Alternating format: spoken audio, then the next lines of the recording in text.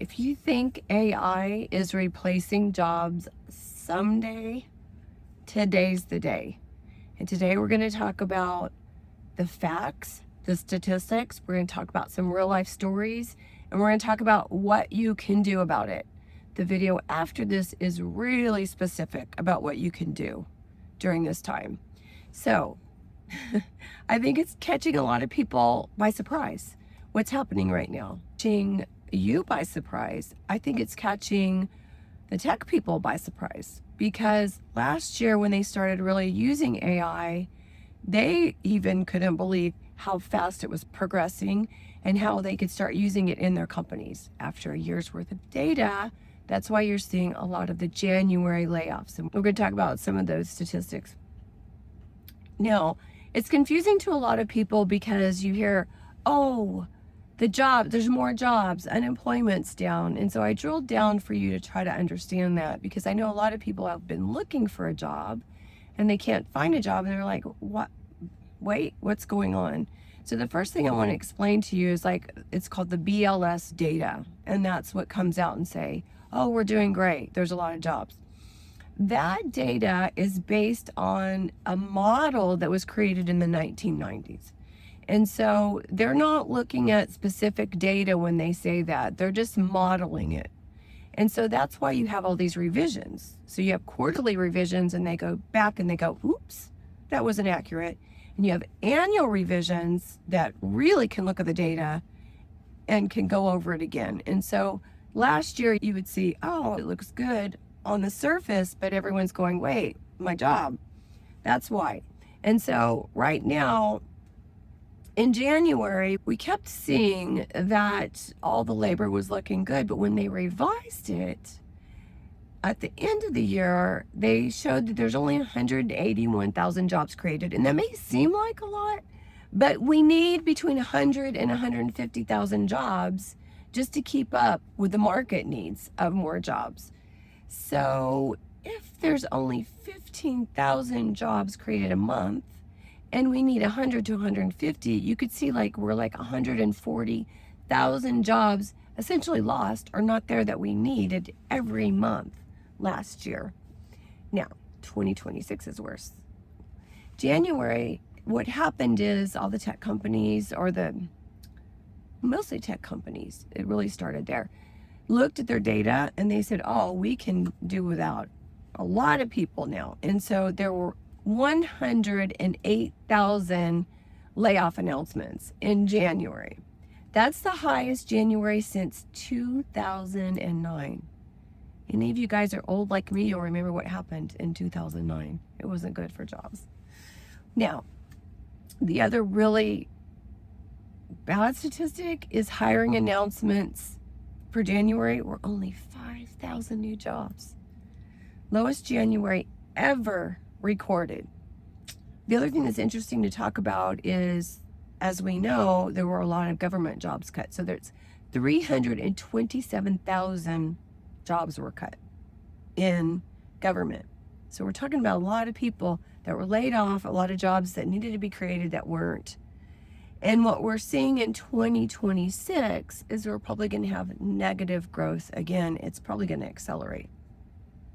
So I want to talk about AI and what that really means. What does AI mean? And I'm not going to go into the details in this video of what it means, but it's basically, if you think about automation, even robots, and then what you know about AI, those are replacing jobs. And I'm going to talk about 3 personal stories of people I know and give you a broad sense, and your situation may be a little bit different. First person A, is they haven't been able to find a job for 2 years. And there's tons of TikTok videos on this where they've put resumes in, they've done interviews, and they can't find jobs. This is not normal, y'all. It's not normal, and it's heartbreaking to watch. The other thing is not just that people can't find jobs, not that they're losing jobs, but here's another story.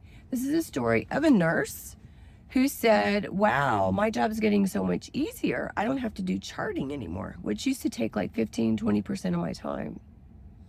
which kind of begs the question, if your jobs are getting easier, does that mean there's going to be less of you needed?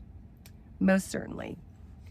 And then the next client is a big one, and we're going to talk about the trajectory of the highest risk to lowest risk jobs. The next one is mid-level managers. That's going to be the next big wave, mid-level managers. And if you're a mid-level manager, we need to talk, because I need to get you some skills on how to deal with this. This particular person has a company who is requesting that the workforce underneath this manager gets 50% more efficient using AI in the next period of time. I don't know what that is. So again, that's going to cut half the jobs underneath him. But also, and we're going to talk about this a lot in upcoming videos as well, mid-managers aren't going to be needed. And if you look at the news articles, they'll say they're flattening the hierarchy. That's why. Now, an interesting thing to see is, like, I'm sitting in a Tesla, right? Which is essentially a robot, AI. And I know a lot of the new vehicles are very automated. They have a new AI. I'm in Austin right now, and I'm on a very busy main street in central Austin, and there's Waymos driving back and forth all the time. So I think, wow, every Waymo that is driving, which is driverless, that's one Uber driver rip, right? And they're in 6 cities right now. They're expanding to 20 cities by the end of this year. So that's just like the first really wave of driverless cars. I know they're not the only ones, but it's very obvious to me sitting here because I'm seeing them all the time. The other thing that we see here in Austin, that I know it's in Los Angeles, Dallas, Chicago, I've even heard of people outside of Houston, is they're using delivery robots. We have them here in Austin. And we also have Amazon doing drones deliveries and Walmart doing drone delivery. Someone was driving to Houston from, I think, Dallas, and told me that they had all these drones out with, like, carrying things. So robots, automation. Now the 3 to 5 year outlook really, really accelerates. So buckle up. The World Economic Federation says, this is what they're going to say, that there's going to be 92 million jobs displaced, but 170 million jobs created by 2030, which we're going to get into a little bit in the next video, because I want you to get, like, how am I going to get those jobs? And there is going to be a delta of time for what's going to happen, which happened during the Industrial Revolution, as lots of people were unemployed at first, and then the jobs came back. That's what's going to happen now, but it's going to take some retooling on our part. So move quick, get skills. We're going to talk about how to do that a little bit more. Goldman Sachs says AI could displace 6 to 7% of U.S. workforce. My peoples in AI say it's going to be a lot more than that. Gartner says 37% of leaders plan to replace workers with AI by the end of this year. Okay. 20% of large orgs are eliminating 50% of middle managers. It's going to get hit really hard. So if you're a mid-manager, come back. We're going to deal with this together. The peak disruption of AI is supposed to happen 2026, 2028. So we're going to see a lot of this coming up. We're going to be very disoriented for a while. But what we're going to learn is to get some new skills. We're going to learn what jobs are coming up, what jobs are not going to be touched. Now, I think you can already see what kind of jobs are being created. Obviously, if there's AI, then they're going to need AI engineers, data annotators, prompt engineers, which I'm actually trying to teach myself, son. AI ethics officers, really big. AI trainers, AI managers. You think about it, right? You have a team of employees, but they're AI and you're managing them. I have someone that has a startup, they're doing that right now. They have to check the AI's work, right? Which is their workforce. So jobs are being created, but the skills don't match. We don't have them yet. And this is interesting too. 39% of existing skills will be outdated by 2030. And I know that in my own life, like how many times, once you start using this, what you first need to do, start using ChatGPT for everything you can think of. Also go to Claude too.